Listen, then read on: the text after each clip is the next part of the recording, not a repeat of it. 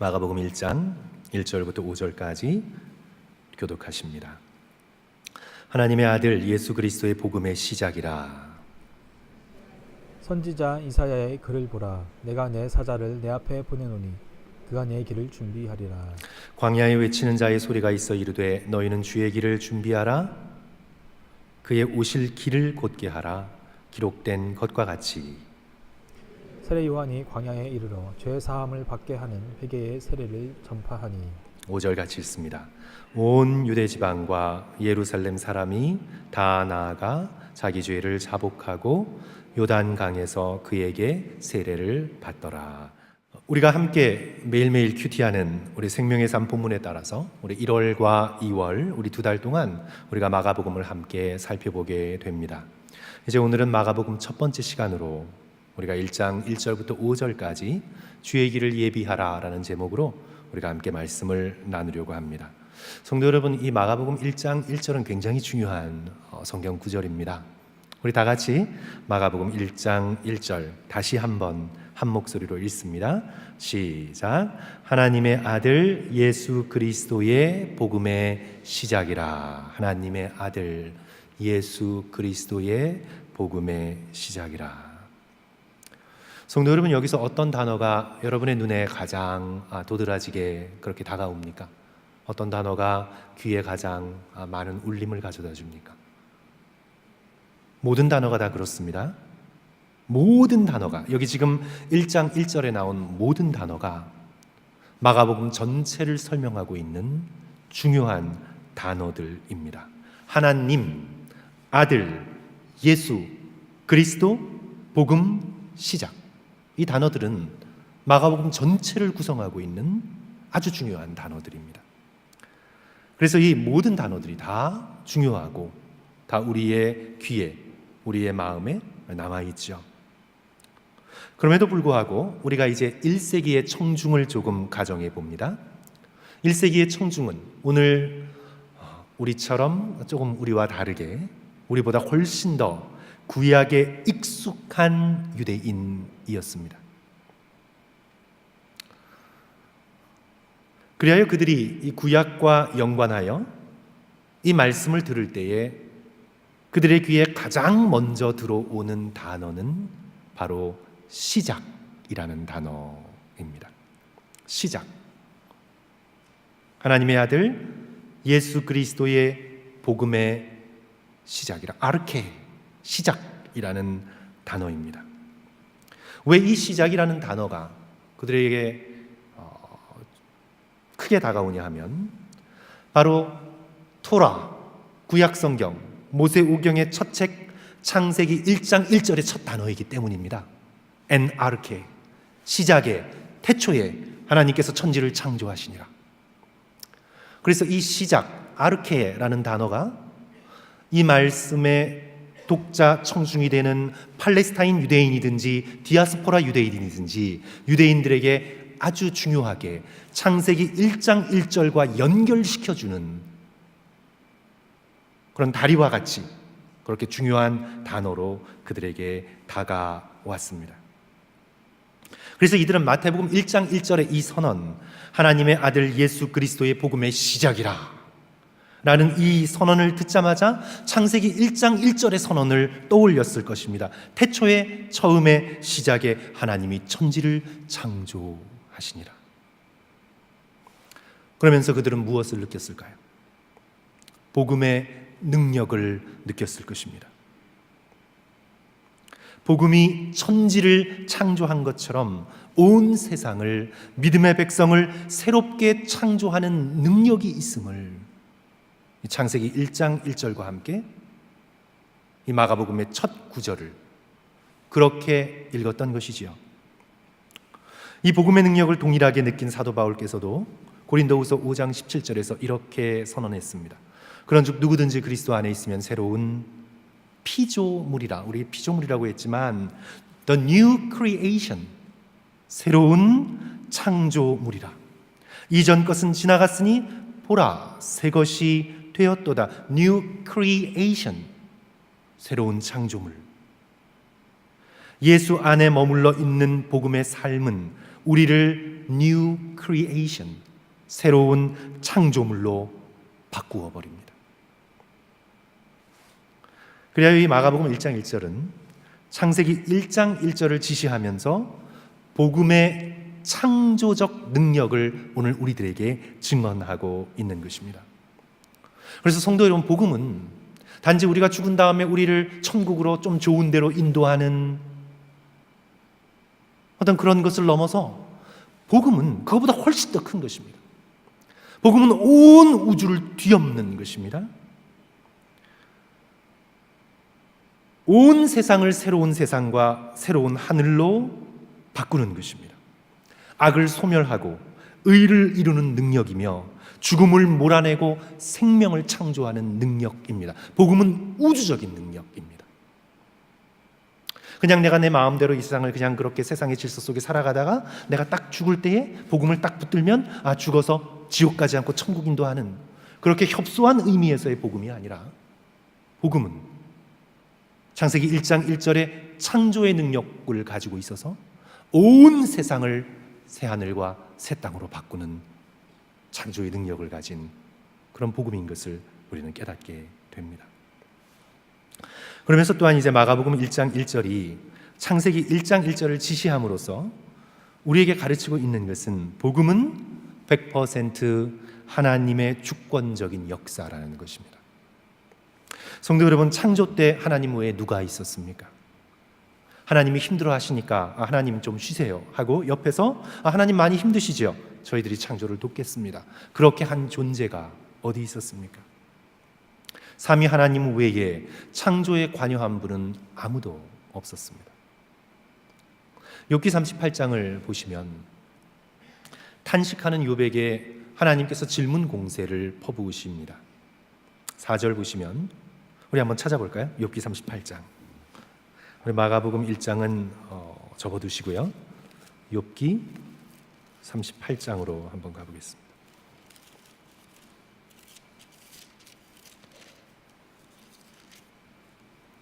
제가 가지고 있는 구약성경 799쪽에 있는데요.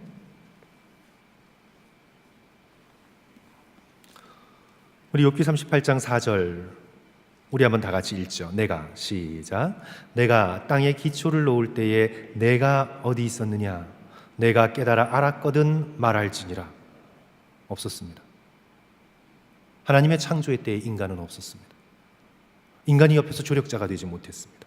땅에 기초를 놓을 때에 인간은 태어나지도 않았습니다.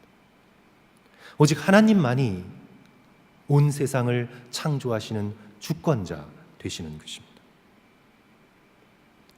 6절도 보십시오. 우리 6절도 같이 읽습니다. 시작. 그것의 주추는 무엇 위에 세웠으며 그 모퉁이 돌은 누가 놓았느냐? 누가 놓았습니까? 하나님이 하셨습니다. 하나님 외에는 그런 능력으로 창조를 이루시는 이가 없습니다.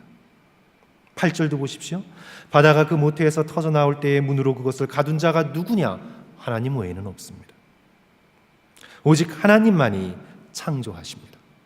마찬가지로 복음을 창세기 1장 1절과 연결시키므로 오직 하나님만이 복된 소식, 유앙겔리온, 굿뉴스, 미슈메렛, 좋은 소식, 복된 소식을 우리들에게 가져다 주실 수 있습니다. 오직 하나님만이 복음의 주권자가 되십니다. 그 어느 누구도 복음을 가져오는데 조력자가 되지 못합니다. 그래서 이 마가복음 1장 1절에 하나님의 아들 예수 그리스도의 복음의 시작이라는 선포는 복음이 역사와 온 우주를 뒤엎는 창조적 능력이라는 것과 복음이 오직 하나님의 100% 주권적인 역사라는 것을 오늘 우리에게 보여주고 있습니다. 그래서 성도 여러분들께서는 이 마가복음 1장 1절을 창세기 1장 1절과 같은 선언으로 이해하셔야 합니다. 그래야만 이제 마가복음 전체의 메시지가 오늘 우리에게 올바로 다가오게 됩니다. 이제 또 마가복음 1장 1절에서 우리가 좀 더 한 가지 생각해야 될 것은 성도 여러분, 복음의 범위입니다. 이제 마가복음을 시작하면서 조금 어려운 개념들을 우리가 다루고 있는데 이제 1장 1절에서 우리가 생각해야 될 것은 복음의 범위입니다. 성도 여러분, 우리 다시 한번 1장 1절, 창세기 1장 1절처럼 외우셔도 괜찮아요. 우리 한 목소리로 읽죠. 하나님의 아들 예수 그리스도의 복음의 시작이라 선포한 다음에, 이제 복음의 시작이라고 선포한 다음에 오늘 우리를 어디로 인도합니까? 예수님의 십자가의 죽음으로 곧장 인도하나요? 예수 그리스도의 복음의 시작이라 해놓고 복음이 예수 그리스도의 십자가로 곧장 우리를 인도합니까? 아니죠. 오늘 1장 2절부터 구약의 선지자 이사야의 예언을 통해 우리를 예수 그리스도의 공생애로 인도합니다. 그래서 오늘 이 마가복음 1장 1절과 1장 2절 이후를 통해서 우리가 깨닫게 되는 것은, 성도 여러분, 복음은 단지 십자가만이 아닙니다.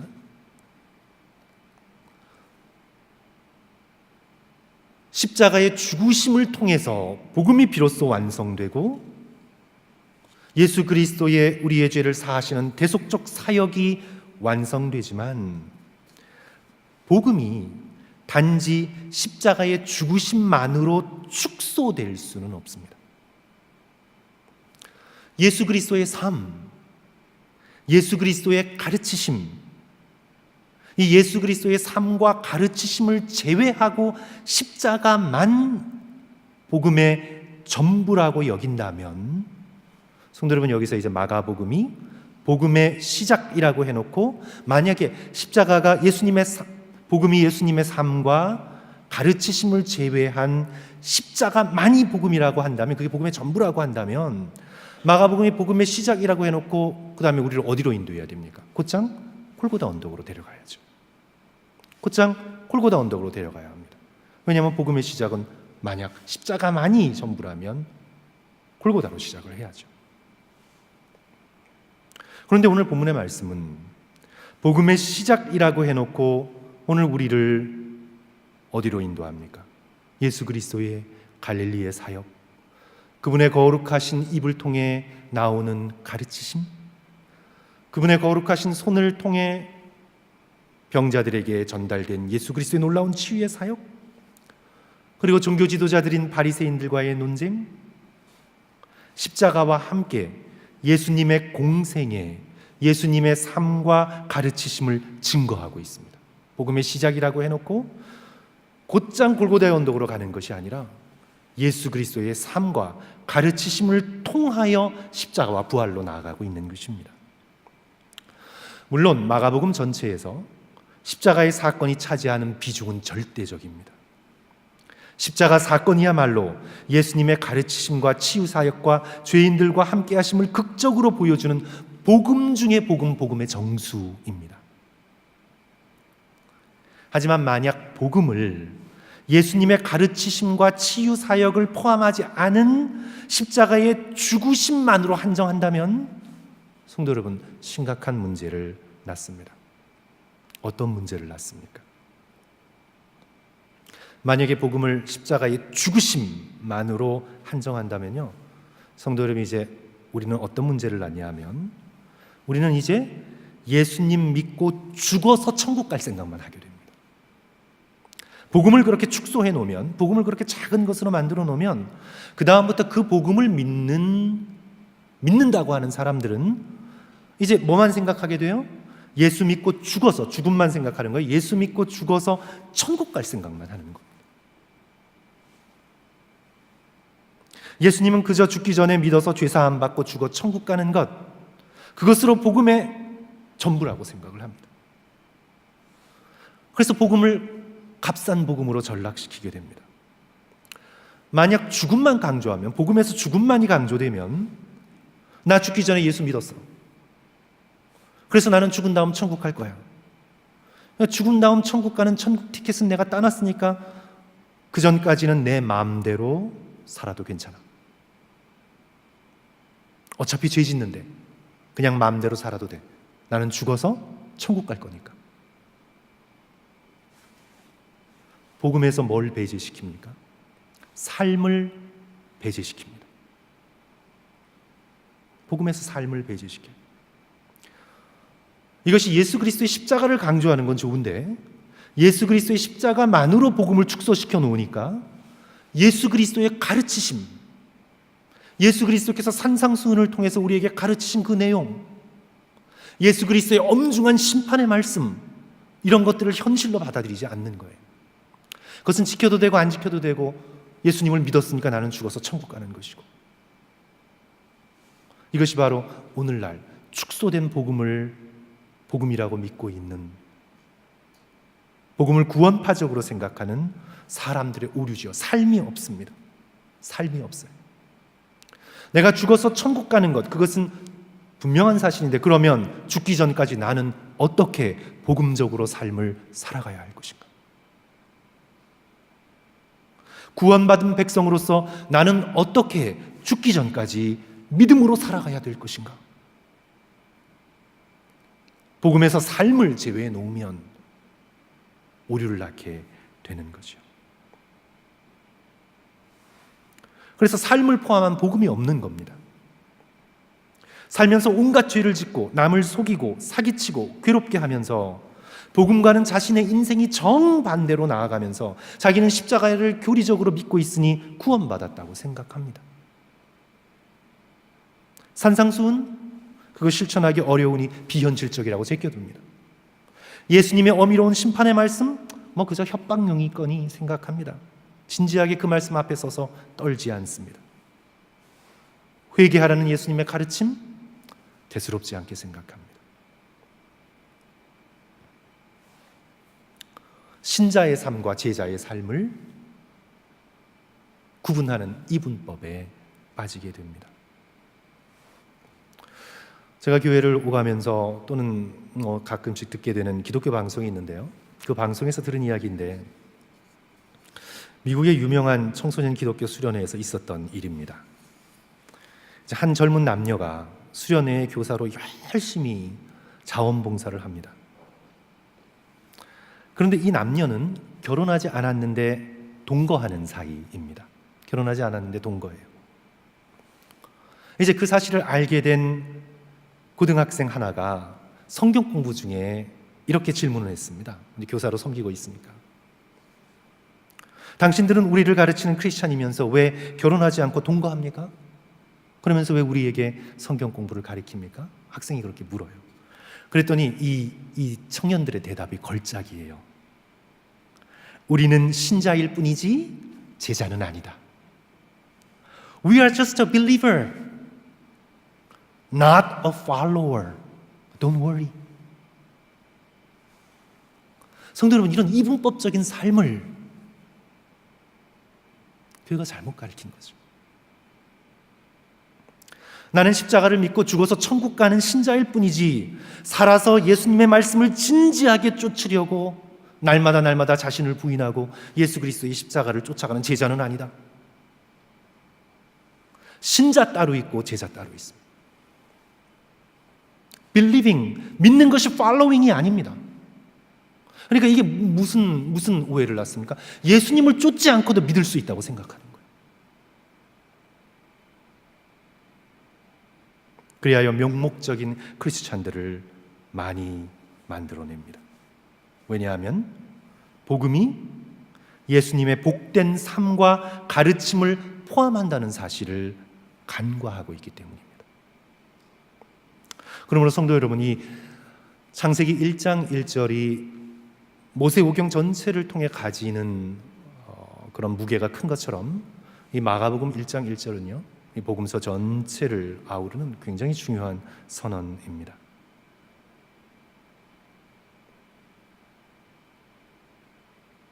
이제 우리는 이제 1장 2절부터 이제 읽게 되는데요. 성도 여러분, 이제 1장 1절 저희를 살펴봤고 우리 2절 이하를 살펴봅니다. 이제 2절 이하에서 우리가 보게 되는 것은 길이라는 이미지와 듣게 되는 것은 회개라는 외침인데요. 우리 2절과 3절 우리 다시 마가복음으로 돌아가서 우리 함께 읽도록 하겠습니다. 성도 여러분, 1장 2절 3절 우리 다 같이 한 목소리로 읽습니다. 선지자 시작. 선지자 이사야의 글에 보라, 내가 내 사자를 내 앞에 보내노니 그가 내 길을 준비하리라.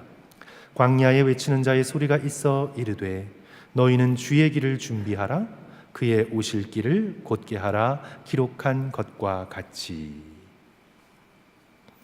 이사야의 배경은 이렇습니다. 유다의 백성들이 포로로 끌려갔습니다. 오랜 세월 하나님을 잊고 포로된 땅에서 살았습니다. 우상 숭배로 인한 징벌을 받고 유배되어 끌려간 지 오래되었습니다. 그래서 스스로 하나님께 버림받았다고 생각했습니다. 그래서 사망의 땅, 그늘진 땅에 그들은 버려졌습니다. 그런데 이제 은혜의 때가 이르매 하나님께서 다시 오셔서 그들의 왕이 되어 주시겠다고 선언하십니다. 그리고 왕 되신 하나님께서 행차하시기 전에 먼저 사자를 보내십니다. 앙겔로스, 사자를 보내십니다. 그리고 길을 준비하게 하십니다. 왕이 지나갈 수 있도록 사자를 보냅니다. 옛날에는 왕이 행차하기 전에 왕이 곧장 가는 법은 없습니다. 왕이 걸어가는 길을 준비하도록 사자를 미리 보내요. 그래서 이것이 왕이 걸을 수 있는 길인가 살피게 되죠. 사자의 역할은 두 가지입니다.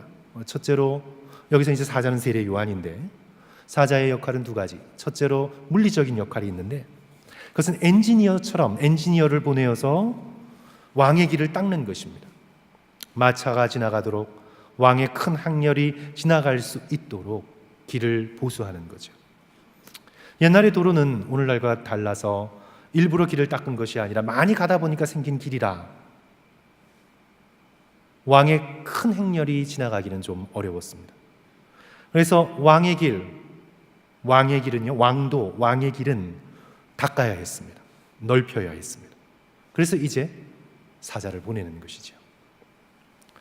두 번째로 정치적인 역할이 있는데 그것은 왕에게 저항하고 반항하던 자를 모두 회개하고 돌이켜 왕을 맞으라고 통보하는 것입니다.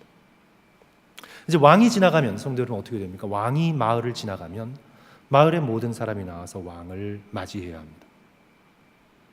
만약에 그때 유력한 어떤 사람이 왕을 맞으러 안 나오면 이제 왕은 어떻게 생각합니까? 이 사람은 반역의 마음을 품었구나. 반란을 일으키려고 하는구나. 그렇게 생각을 합니다. 그래서 왕은 그 마을을 지나가면서 누가 왕을 맞으러 나왔는지 꼼꼼히 살펴보게 됩니다. 왕의 다스림을 받을 사람인지 당신의 백성인지 점검하는 것이지요. 그래서 이러한 배경 속에서 하나님께서는 내 사자 광야에 외치는 자인 세례 요한을 미리 보내십니다. 그리고 유대 백성을 회개하게 합니다. 반역의 마음을 버리고 왕 되신 예수 그리스도를 맞이할 수 있도록 영적으로 준비시킵니다. 이것이 바로 오늘 본문에서 말씀하고 있는 회개의 세례지요. 오늘 4절과 5절 성도 여러분 다시 한번 읽겠습니다. 4절, 5절 세례 요한이 같이 읽습니다. 시작. 세례 요한이 광야에 이르러 죄 사함을 받게 하는 회개의 세례를 전파하니 온 유대 지방과 예루살렘 사람이 다 나아가 자기 죄를 자복하고 요단강에서 그에게 세례를 받더라. 죄 사함을 받게 하는 회개의 세례. 바로 이 회개가 왕 되신 예수님을 맞이하기 위해 우리가 준비해야 하는 길인 것입니다. 주의 길, 회개하는 마음, 회개의 길, 참회의 길이 우리가 준비해야 하는 길인 것이지요. 바로 이 회개를 통해서 하나님께서는 우리를 새롭게 하십니다. 범죄한 다윗이 깨달아 알았습니다. 시편 51편 17절 하나님께서 구하시는 제사는 상한 심령이라. 하나님이여 상하고 통회하는 마음을 주께서 멸시하지 아니하시리이다. 주께서 받기를 원하는 제사가 무엇이라고요? 상하고 통회하는 마음, 회개하는 마음입니다. 그래서 오늘 이 마가복음 1장을 열면서 세례 요한을 통해서 우리가 하나님께 예수 그리스도께 메타노이아 돌아갈 수 있도록 회개하도록 repent 하도록 회개의 세례를 전파하고 있는 것이죠.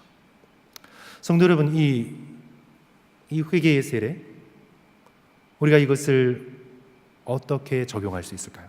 저와 여러분의 삶 속에 우리가 어떻게 적용할 수 있을까요? 우리는 두 가지를 오늘 함께 적용점으로 나누면서 오늘 말씀을 마치려고 하는데요. 예수님의 눈으로 예수님과 함께. 성도 여러분, 우리가 이 두 가지를 언제나 실천할 수 있었으면 좋겠습니다. 우리 한번 따라하죠. 예수님의 눈으로 예수님과 함께. 우리 첫째로 예수님의 눈으로입니다. 성도 여러분, 회개는 돌아서는 것입니다. turning around, 돌아서는 것입니다. 메타노이아, 돌아서는 것입니다. 하나님을 향한 inward turning, 내적인 돌아섬, inward turning to God, 하나님을 향하여 내적으로 돌아서는 것입니다. 여태까지 하나님을 등지고 살았습니다. 하나님을 무시하고 살았습니다. 하나님을 등지고 돈을 세며 살았습니다. 하나님을 등지고 자녀를 의지하며 살았습니다. 하나님을 등지고 친구들을 의지하며 살았습니다. 하나님을 등지고 학력, 샐러리, 나의 성공을 붙들고 살았습니다. 회개란 무엇이냐면 inward turning to God, 하나님을 향해 내적으로 돌아서는 것입니다. 하나님을 향해, 하나님을 바라보고 돌아서는 것입니다. 이것이 회개입니다. 그래서 회개는 먼저 정직함이 전제됩니다. 나의 죄된 모습, 예수 그리스도를 바라보지 않는 나의 생각, 나의 행동, 나의 마음, 이것을 돌이키는 거죠. 그래서 성도 여러분, 우리가 이 회개를 실천할 수 있는데 정말 중요한 영적인 훈련 가운데 하나는, 제가 여러 차례 말씀을 드렸지만, 우리가 하루의 삶을 정리하고요, 저녁 때 말씀을 놓고 내가 오늘 하루 살아온 나의 삶을 예수님의 눈으로 바라보는 것입니다. 예수님의 눈으로. 내 생각에는 나의 행동이 옳을 수 있어요. 내 생각에는 나의 행동이 정의로울 수 있어요. 그런데 이제 내가 오늘 살았던 삶, 내가 내뱉었던 말, 그리고 내가 품었던 생각, 그것을 예수 그리스도의 눈으로 바라보는 것입니다. 스캔을 해나가는 것입니다. 이를 기독교 전통에서 성찰의 기도라고 부르던, 저녁 기도라고 부르던, 어떤 용어로 부르던 간에 우리는 말씀을 붙들고 하루하루 나의 말과 행동과 생각을 예수 그리스도의 눈으로 스캔해 나가야 합니다. 그리고 그 부끄러운 생각, 부끄러운 행동, 부끄러운 말들을 주님 앞에 내어놓고 용서를 구하고 주님을 향해 돌이켜야 하는 거죠. 이게 없으면요,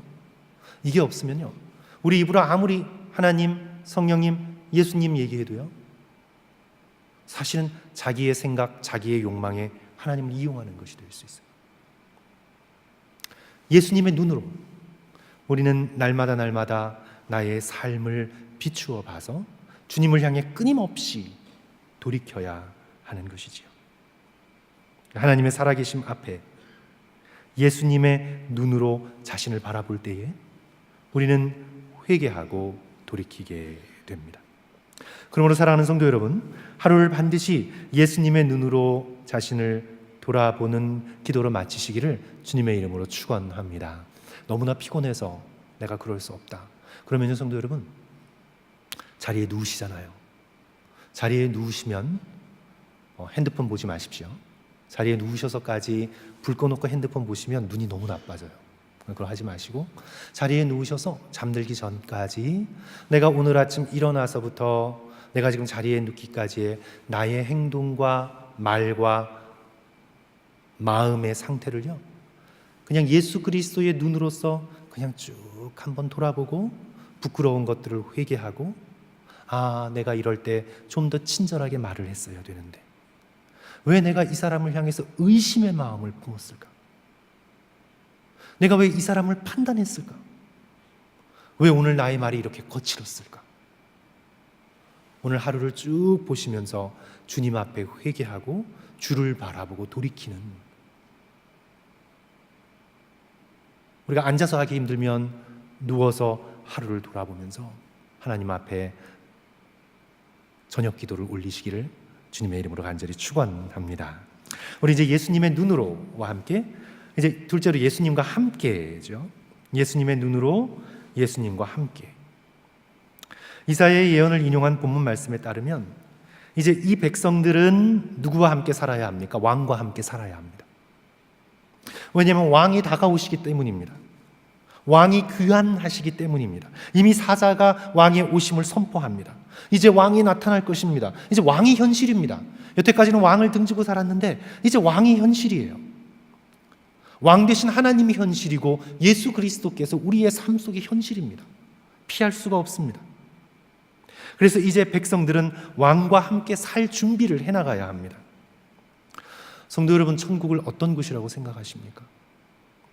우리 한국의 아파트 광풍이 일었을 때는 천국을 그냥 엄청난 고급 아파트가 지어진 곳, 그렇게 생각을 했었어요.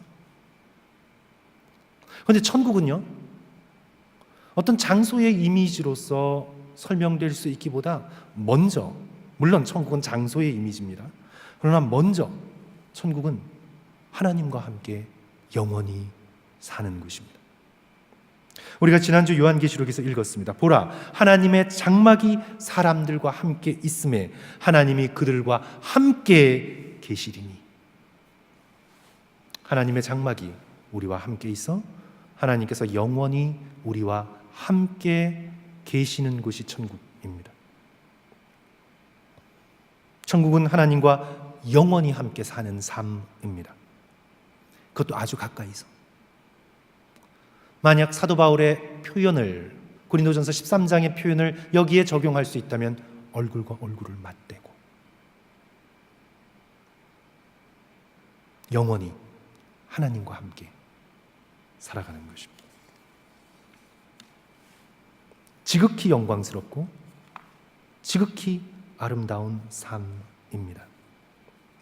그러려면 성도 여러분, 우리가 이곳에서 무엇을 준비해야 합니까? 예수님과 함께 살아가는 연습을 해야죠.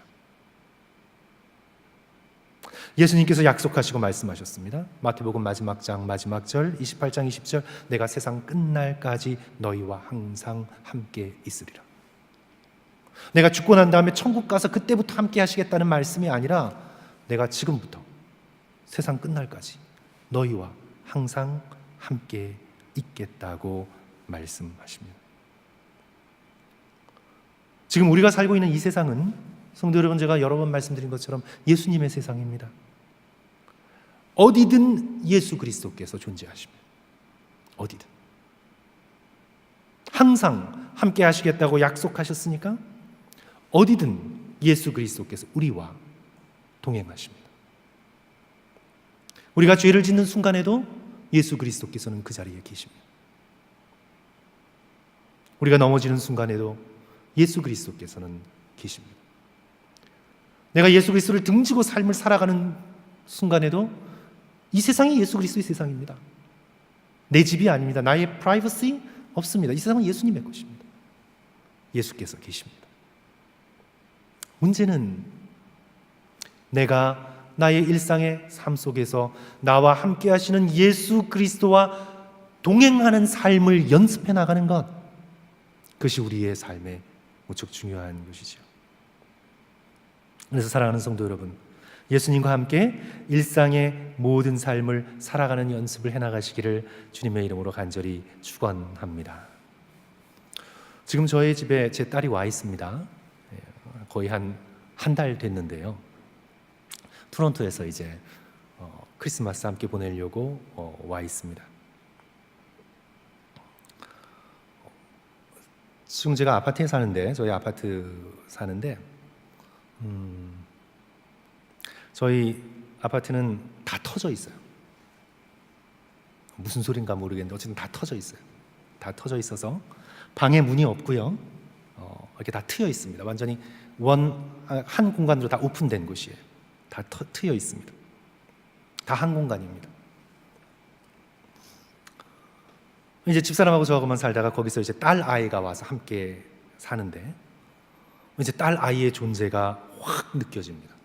저는 집에 들어가면 딸 아이를 피할 수가 없습니다. 공간이 다 터져 있어서. 피할 곳이라고는 단 한 군데 있어요. 화장실 문 닫고 들어가면 이제 프라이버시가 있어요. 그 외에는 집에 가면 딸 아이가 어디나 있습니다. 피할 데가 없어요. 딸 아이를 피할 데가 없어요. 다 오픈된 공간이라서.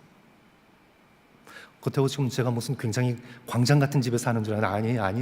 아니에요. 저희 지금 한 800 스퀘어 피트 되는 오픈된 공간입니다. 제가 왜 이 말씀을 드리냐면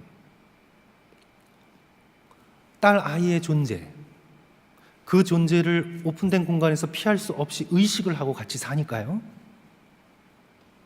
제 삶이 변해요. 삶이 변해.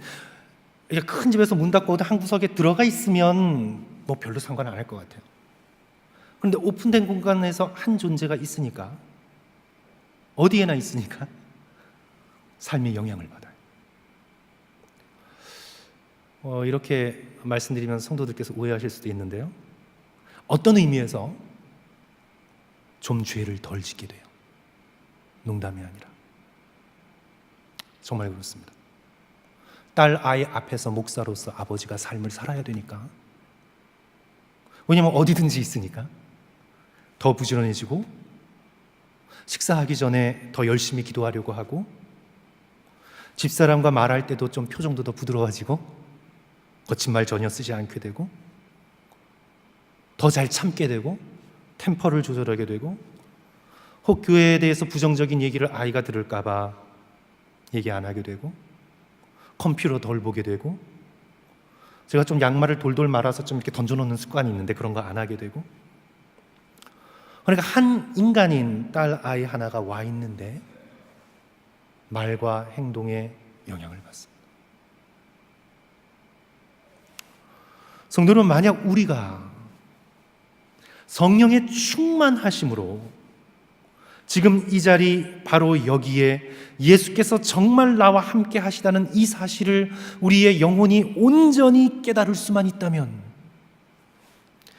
예수 그리스도 안에서는 다 오픈 공간입니다. 피할 데가 없습니다. 성도 여러분, 이 세상의 모든 공간이 1인치의 공간도 예수 그리스도의 것입니다. 화장실에 가도 피할 수가 없습니다.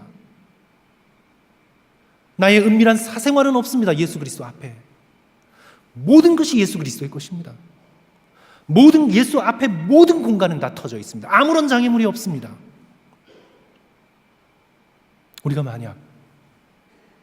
우리가 정말 성령으로 충만해지고 우리의 눈이 비늘이 벗겨져서 예수 그리스도께서 나와 지금 함께 하신다는 것을 깨달을 수만 있다면, 오늘 우리의 삶이 얼마나 변화될까요?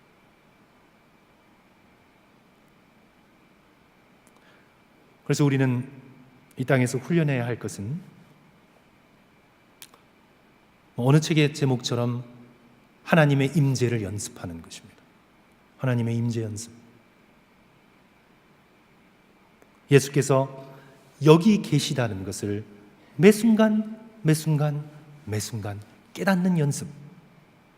이것을 통해서 우리가 예수님 없이, 하나님 없이 행하고 있던, 생각하고 있던, 말하고 있던 모든 것을 예수님이 나와 함께 하신다는 사실을 깨달으면서 돌이키고 버리고 회개하게 되는 것이죠.